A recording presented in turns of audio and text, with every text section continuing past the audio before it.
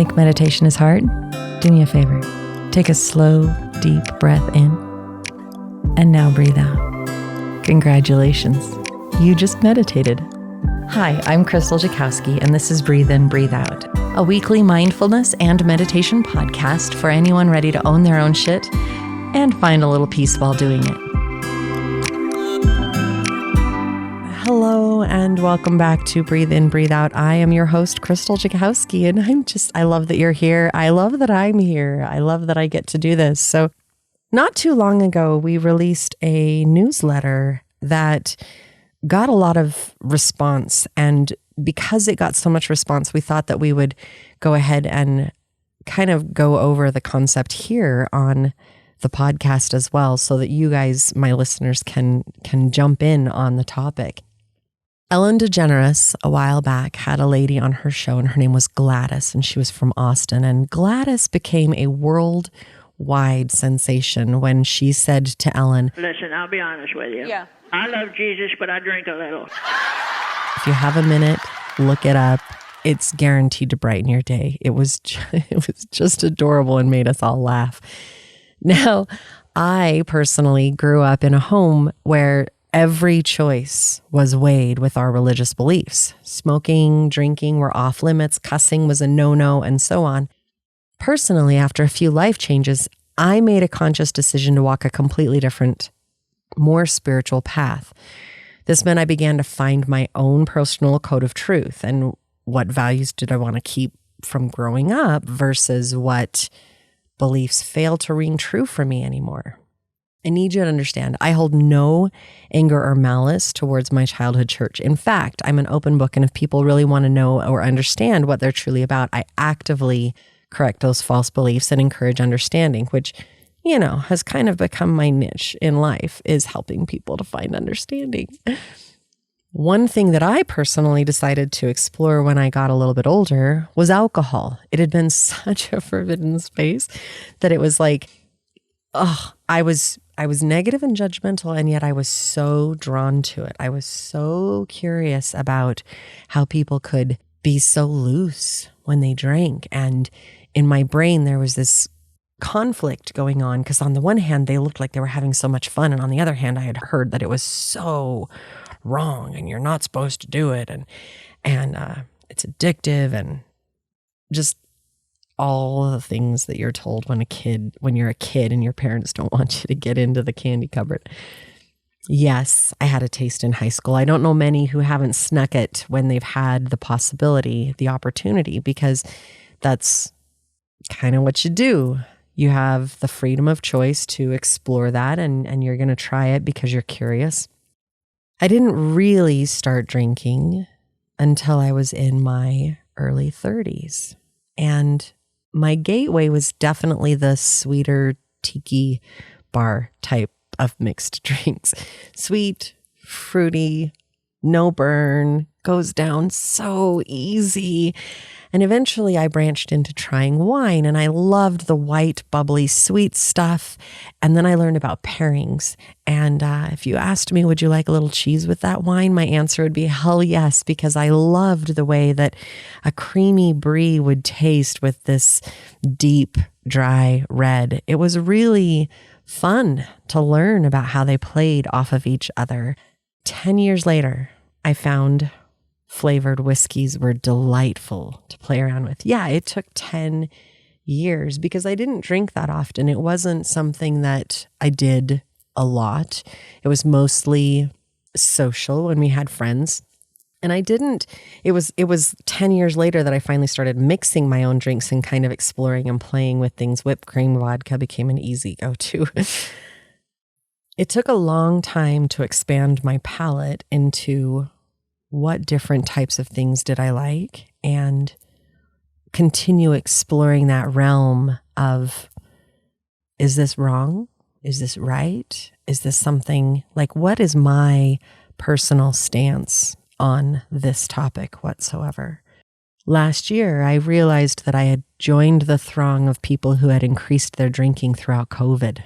What used to be social had become almost routine. It wasn't every night, and yet it was more nights than not.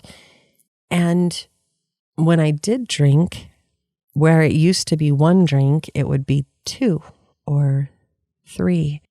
And to be honest, I didn't really think of it much. Initially, I thought it was, okay, whatever, not a big deal. But then I began experiencing migraines.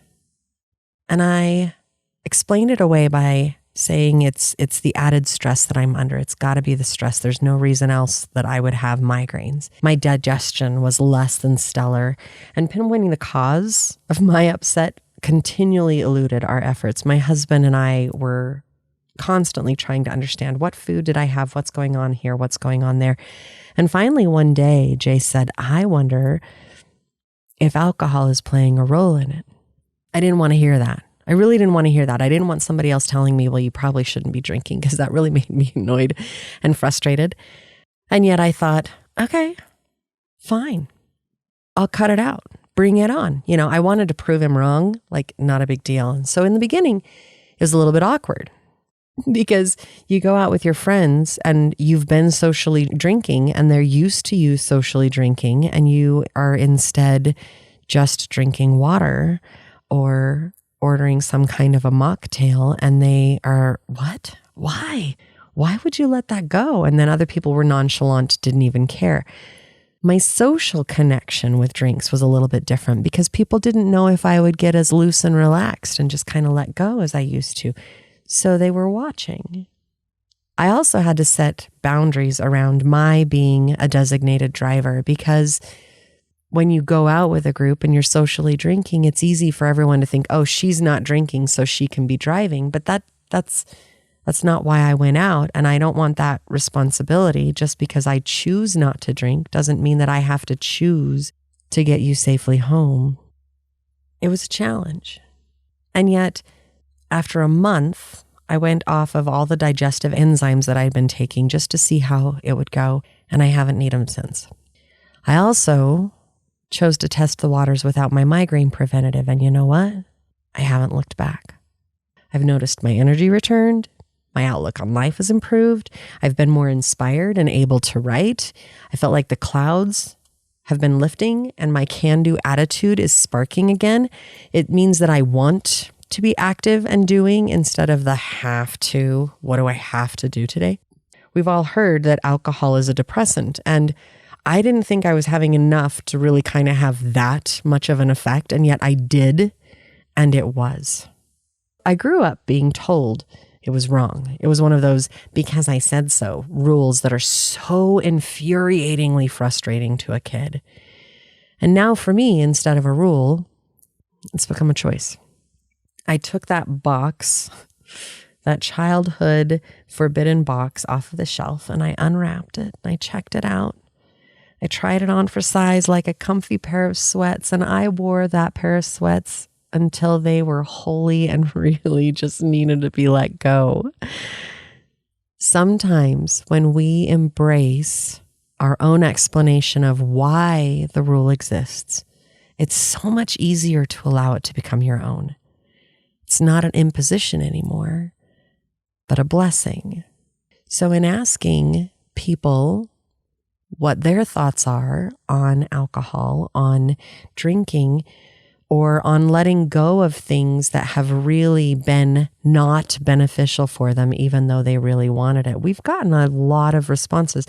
Some people have talked about toxic relationships and how there have been some toxic relationships that they held onto, believing that they were serving them, and yet letting it go has been so much better for them. Mine was alcohol.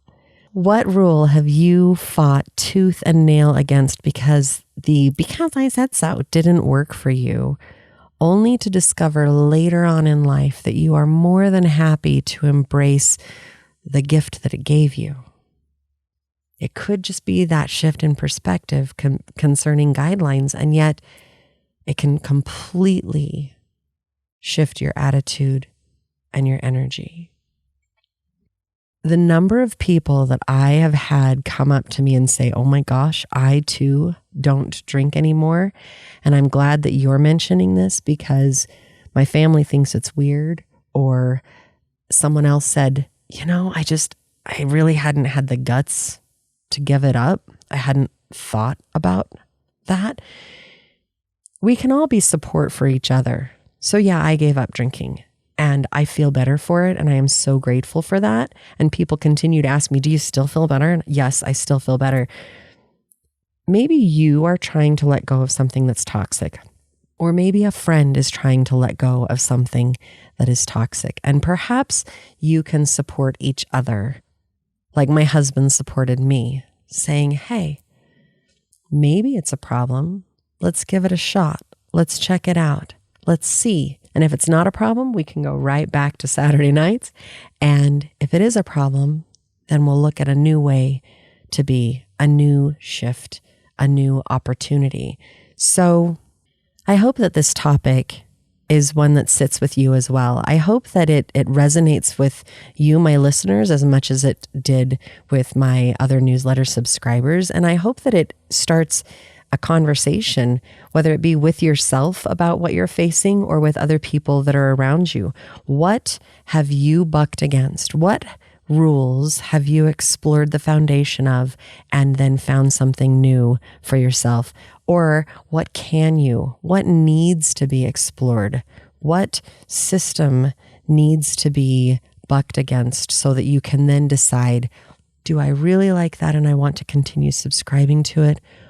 Or is it time for me to let it go because it's toxic and it's really not serving you? Here's to some fabulous conversations and some intensive personal healing. I'm hoping that this was inspiring. I'm hoping you're excited. And I look forward to being with you again here next week on Breathe In, Breathe Out.